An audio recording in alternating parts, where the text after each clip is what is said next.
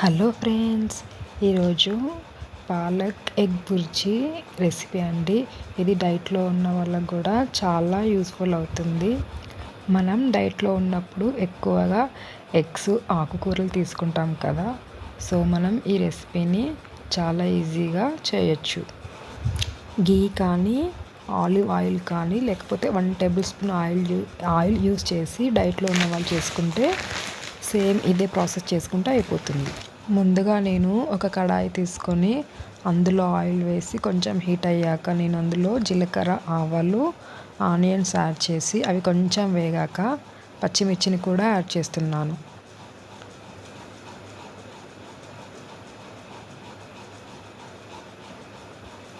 అవి కొంచెం వేగాక అందులోనే నేను కొంచెం టర్మరిక్ పౌడర్ కూడా యాడ్ చేశాను.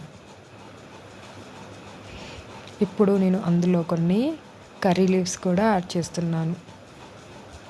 కర్రీ లీవ్స్ యాడ్ చేయడం వల్ల ఫ్లేవర్ అనేది చాలా బాగా వస్తుంది. ఇప్పుడు అవి కొంచెం వేగాక అందులోనే నేను ముందుగా కట్ చేసి పెట్టుకున్న పాలకూరని అందులో యాడ్ చేస్తున్నాను.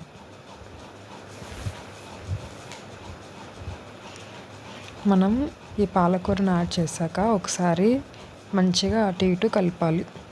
ఒక 10 మినిట్స్ తర్వాత పాలకూర అనేది చాలా బాగా ఫ్రై అవుతుంది. పాలకూర అనేది చాలా త్వరగా ఫ్రై అయిపోతుంది, ఎందుకంటే అందులో మొత్తం వాటర్ కంటెంటే ఎక్కువ ఉంటుంది కాబట్టి.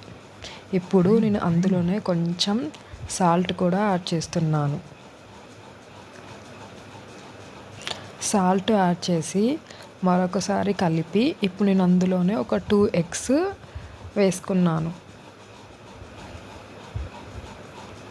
మనం ఎగ్స్ వేసుకున్నాక కదపకుండా అలానే ఒక 5 మినిట్స్ ఉంచి తర్వాత నేను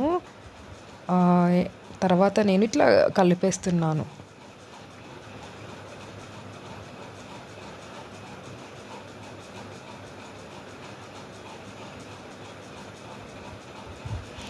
ఎగ్స్ కూడా కొంచెం ఫ్రై అయ్యాక అందులో నేను కొంచెం ధనియా పౌడర్ని కూడా యాడ్ చేస్తున్నాను.